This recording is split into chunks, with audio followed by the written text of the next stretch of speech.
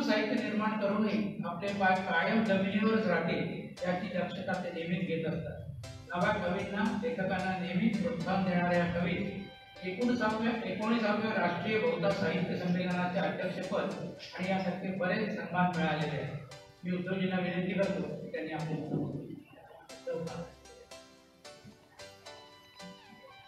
उपस्थित सर्व रसिकांचं मनपूर्वक स्वागत करतो, त्यांना नमस्कार करतो. मी कोणत्या क्षणाला भाग्याचा क्षण म्हणावा हे कळत नाही.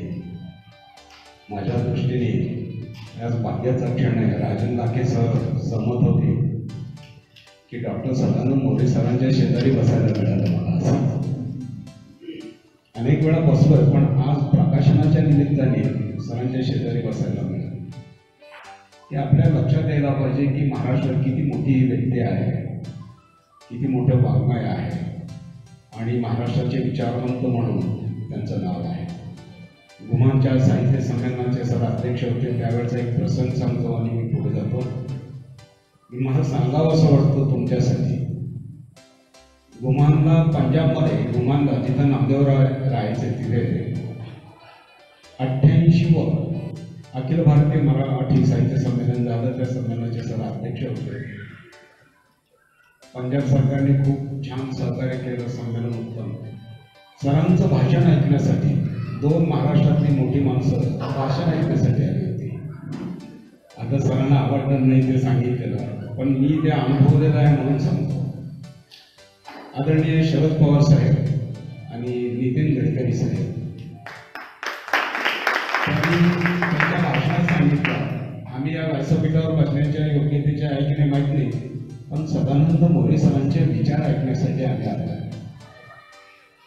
अशी मोठी व्यक्ती आज आपल्याला लाभली ही अतिशय महत्वाची घटना आहे असं मला वाटतं.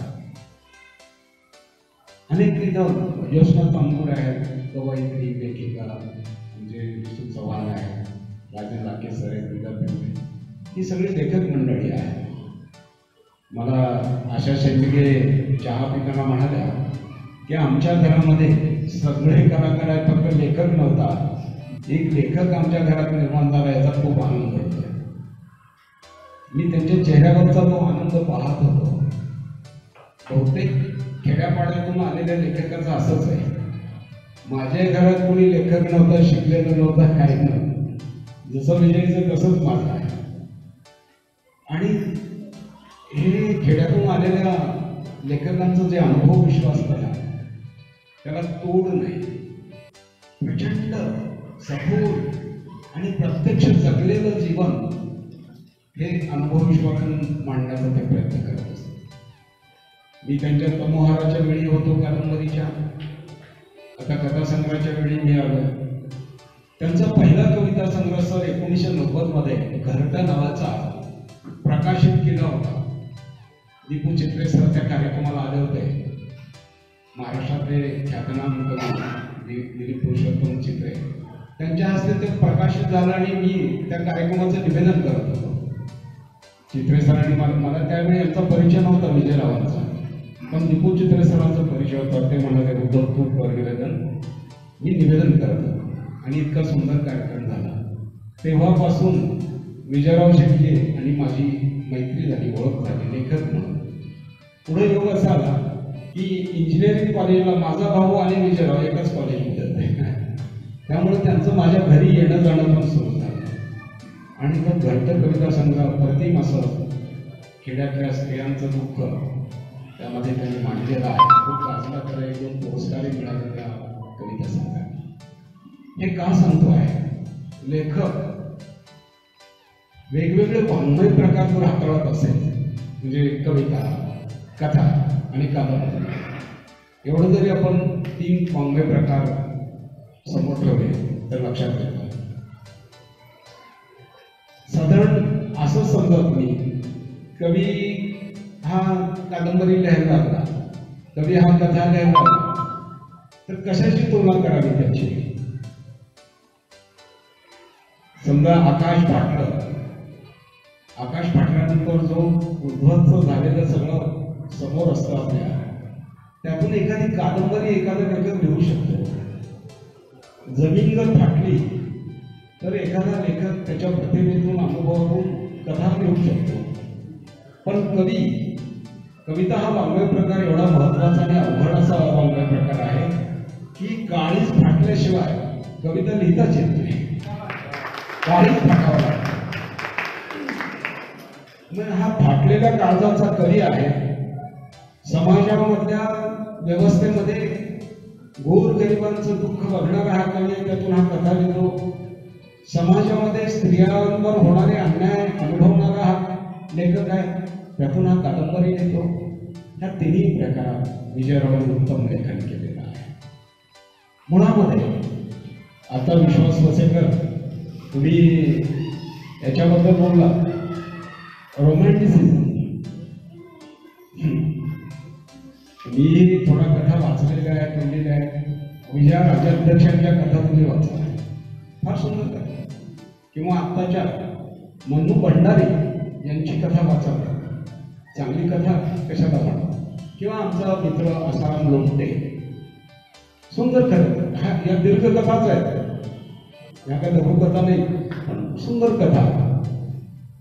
रोमॅन्टिसिझम हा काही रोग वगैरे नाही, तुमची क्षमा मागू ना. कुठल्या माणसाला नको असतो रोमॅन्टिक राहायला. माणूस म्हणून जन्माला आला की प्रेम तत्व त्यात असतंच ना, निसर्गानेच दिलेलं असतं. मग ते प्रेम तत्व झुगारून आपण जगायचं का? बरं, आपलं अज्ञान असं असतं की रोमॅन्टिक या शब्दापुरताच प्रेमाचा मर्यादित अर्थ घेतो. म्हणजे एक स्त्री आणि एक पुरुष किंवा एक मुलगा आणि एक मुलगी, तरुण तरुणी, त्यात जे घडतं तेच प्रेम. मुळामध्ये वसेकर असं नाहीये एका कथांमध्ये. या संग्रहामध्ये इतक्या सुंदर कथा आहे. रोमॅन्टिसिझम आहेच, त्यात काही वाद नाही, पण का असू नये, याच्यात हरकत का असावी आपली? ज्या वर्तमान काळात ते जगतायत आणि भोवताचं वास्तव काय आहे आज बघा. आई वडिलांना माहित नाही आपला मुलगा कोणावर प्रेम करतो, आई वडिलांना माहित नसतं आपली मुलगी कोणावर प्रेम करते. हृदयस्थ ज्या भावना असतात माणूस म्हणून त्या आवश्यक असतात. आणि या हृदयस्थ प्रेमाच्या वेगवेगळ्या छटा आहेत ना, त्या विजय शेळके यांनी या कथांमध्ये मांडलेल्या. त्याला सर काय म्हणायचं असे तर सर तुम्ही म्हणा, पण तुमच्या या मताशी मी सहमत होऊ शकत नाही, एवढं मी थोडंसं स्पष्टपणे सांगतो. दुसरी गोष्ट अशी, बाईशी नावाची जी कथा आहे याच्यात एक वेगळं कथा विजय आहे. मी अनेक कथाकारांच्या शंकर पाटील सरांच्या बरोबर अनेक वर्ष राहिलो. मला त्यांच्यामुळं कथा वाचनाचा एक जी आवड लागली. मी अनेकांच्या कथा वाचलेल्या. नारायण सुर्वेनी फक्त कविता लिहिल्या नाही, त्यांनी हिंदी कवितांचे अनुवाद केले, हिंदी कथांचे अनुवाद केले. त्या हिंदी अनुवादित कथा मी वाचल्या आणि मग मी कथेकडे वळलो. बायशी सारखी कथा जेव्हा विजय लिहितात, विजय शेळके यांना एक कथा मी सापडतो, तेव्हा मला थोडंसं त्यांच्याबद्दल किंवा भवितव्याच्या लेखनाबद्दल आदर वाटत आहे. समाजाचं मूळ जे दुःख आहे ते समजून घेऊन शब्दामध्ये मांडणारा कोणीतरी कथाकार आहे, एवढं समाधान माझ्या पद्धतीने मी देऊ शकतो. इतकी चांगली सुंदर अशी कथा आहे. काय त्या कथामध्ये प्रभाकर आणि हे बायशी हे प्रेम प्रकरण आहे. पण बायशी एवढ्या उपेक्षित समाजातून आलेले असते, तिच्यावर एवढे अन्याय झालेले असतात. हा प्रभाकर तिला एक तिच्या स्त्रीत्वाच्या झालेल्या अपमानाचा, तिच्याशी विवाह करून जो सन्मान करतो, तिला स्त्री म्हणून उभी करतो, तिला जो एक आत्मविश्वास देतो, तिला माणसात जगण्याचं बळ देतो, हा प्रभाकर भेटलाच नसता तर ही बायशी जगात राहिलीच नसती. मग विजय शेळके यांच्या कथेचं महत्व काय? अशा अन्यायग्रस्त स्त्रिया जगामध्ये उभा माथा आपला उंच ठेवून मानाने जगू शकतात. लेखकांनी हेच करायचं असतं, समाजाचा विश्वास वाढवायचा असतो, समाजातल्या घटकांना आधार देण्याचं काम लेखकाने करायचं असतं. कितीतरी विषय आहे. मगाशी वसेकर सरांनी वर्णन केलं ते अनैतिक कथा, सुंदरच कथा आहे. विटाळ नावाची कथा आहे. विटाळ हे आमच्या खेड्यापाड्यामध्ये सगळ्यांना माहीत असतं काय असतं विटाळ. पण फक्त पुरुषांना नाही, स्त्रियांबाबतीत हा शब्द वापरला. त्याच्यावर त्यांनी काल्पनिक असलं तरी त्यांनी अनुभवलेलं ते विश्व इतकं सुंदर त्या कथेमध्ये मांडलेलं आहे. त्यामुळं मला ही कथा सुद्धा फार आवडली. सगळ्या कथांबद्दल मी बोलत नाही, ही वेळ नाही, पण याच्यामध्ये एक सुंदर कथा आहे. सर्वोत्कृष्ट अशी कथा गिरिजा नावाची. तुम्ही वाचा आणि मला सांगा. नाव कथेचं गिरिजा आहे, पण ही गिरिजा कोण आहे? ही पाथरवट आहे, दगड फोडणारी आहे. दगड फोडून त्याच्यातून पाटे आणि वरवंटे घडवून वस्ती जाऊन विकणारी ही गिरिजा आहे.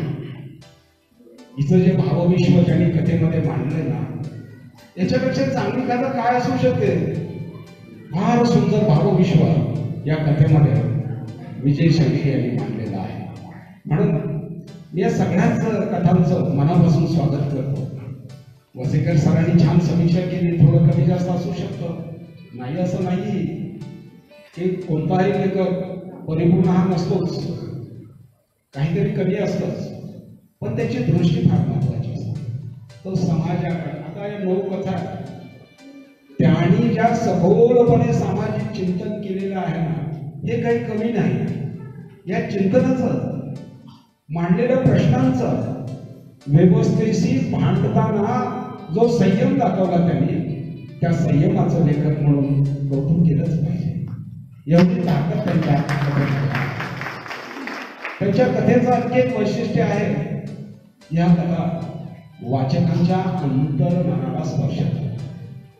चांगली कथा कोणती, किंवा चांगली कविता कोणती, किंवा चांगली कादंबरी कोणती, असा वाचकांसमोर एक प्रश्न उभा राहतो.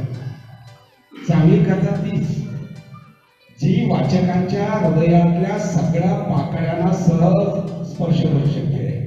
सहज स्पर्श, आणि सहज स्पर्श करणारी कथा वाचकाला आपली वाटते. अरे असं काहीतरी मी पाहिलंय, असं कुठेतरी जगलेले आहेत माणसं, असा अन्याय कुठेतरी झालेला आहे आणि हे जगामध्ये घडतं आहे. हे जेव्हा वाचकाला लक्षात येतं तेव्हा ती अंतर्मनाला स्पर्श करणारी कथा नक्कीच. आता कथेचे किती कथेने हसवलं का रडवलं हा भाग वेगळा, हसायचं का रडायचं हा भाग वेगळा, कोणत्या रसामध्ये तुम्ही कसं कोणत्या पद्धतीने लेखन करता त्यावरून. पण दुःख मांडण्याची सुद्धा विजयरावांची पद्धत अशी आहे, त्या दुःखाचं भांडवल नाही केलेलं, त्या माणसाच्या कथेतल्या पात्रांचं जे भावविश्व आहे त्याचा जो शोध घेण्याचा त्यांनी केलेला प्रयत्न आहे. त्यामुळं या कथांचं मोठेपण आहे की त्या अंतर्मनाला स्पर्श करून जातात. जीवनामध्ये आनंद खूप असतो, जीवनामध्ये सुंदरता खूप असते, पण सगळीच सुंदरता तुम्हाला उचलून घेता येते का, किंवा साठवता येते का? की गवताचं पाका आहे, त्या पाकावर दवबिंदू पडलेला आहे आणि त्या दवबिंदूमध्ये सूर्याच्या किरणाचं प्रतिबिंब दिसतं आहे आणि तुम्ही आनंदून जाता. ते मनात ठेवू शकता, पण त्याला असं बांधून घेऊ शकत नाही. म्हणून या कथांचं वैशिष्ट्य असं की आपल्या भोवतीचं जीवनातलं सगळे सुंदर क्षण आपण बांधून घेऊ शकत नाही, पण ते सुंदर क्षण शोधण्याचा तर प्रयत्न आपण केला पाहिजे. सुंदरता कशात आहे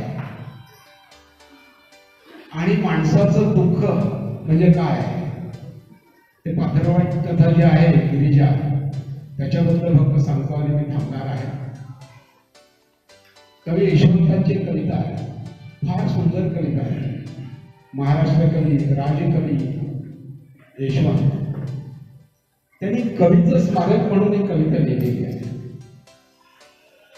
काय कवीचं स्मारक? कवीचं एक सुंदर स्मारक बांधलेलं आहे सरकारने. इतकं सुंदर स्मारक बांधलंय, प्रत्यक्षामध्ये अजून गदिमांचं पण नाही बांधलं, मर्ढेकरांचं नाही बांधली गोष्ट, पण यशवंतांनी ही कविता त्यांच्या प्रतिभेतून कल्पनेतून लिहिली आहे. कवीचं स्मारक, कवीचं स्मारक बांधलेलं आहे सरकारने. एकदम सुंदर बगीचा, जगातली सगळ्यात श्रेष्ठ फुलांची सगळी झाडं तिथं आहेत, फुलं उमललेली आहेत, बाजूला गवत आहे आणि चबुतऱ्याच्या भोवती कोणी येऊ नये म्हणून तिथं वॉचमन पण ठेवलेलं आहे, रखवालदार आहे, गेट आहे त्याला.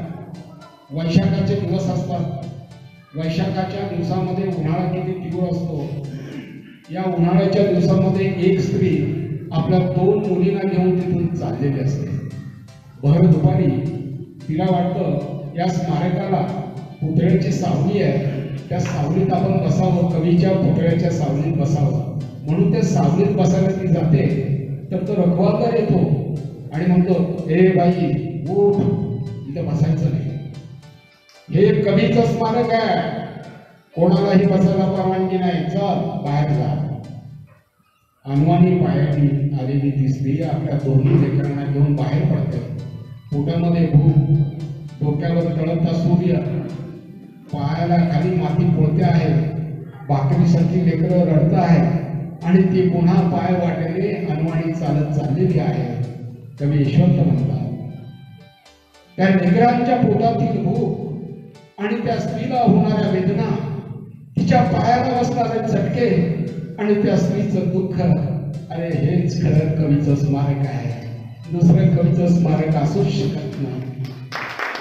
लेखकाचं असंच असतं, हेच आहे. गिरिजाचं जे दुःख मांडलंय ना त्याने, हे विजयराव तुमचं चिरंतन राहिली कथा. माझ्या डोळ्यात पाणी आलं ती कथा वाचताना. आज सुद्धा असा समाज आहे उपेक्षित. अशा उपेक्षित समाजाचं चित्र विजय शेळके यांच्या लेखणीतून फार सुंदर उतरलंय. उकरंडे साहेबांनी ग्रंथरूपानं बऱ्यापैकी चांगलं पुस्तक काढलंय. 2000 प्रती, थोडं जरा असं झालं, अहो हल्ली 500 प्रती पण काढत नाही आणि विकल्या जात नाही. 2000 प्रती तुम्ही काढल्या, तुमचं अभिनंदन करतो. विजयरावांना खरंच अशा एखाद्या प्रकाशकाची गरज होती, आहे. आणि विजयराव तुम्ही जोपर्यंत लिहित राहाल ना, आम्ही काही असं मार्गदर्शन सरकारी वगैरे काही नाही, पण शून्यातून आलेली जी माणसं आहेत, शहरामध्ये येऊन काही लिहू पाहत आहेत, त्यांच्या पाठीशी आम्ही आमची साहित्य परिषद कायम उभी राहू. राजन लाखे सर, आपण खेड्यापाड्यात लेखकांना आपण साथ घालतो आहोत आणि लोकाभिमुख केलेली आहे आम्ही साहित्य परिषद. कायम तुमचंही स्वागत असेल. तुम्ही मला इथं बोलावलं त्याबद्दल धन्यवाद देतो.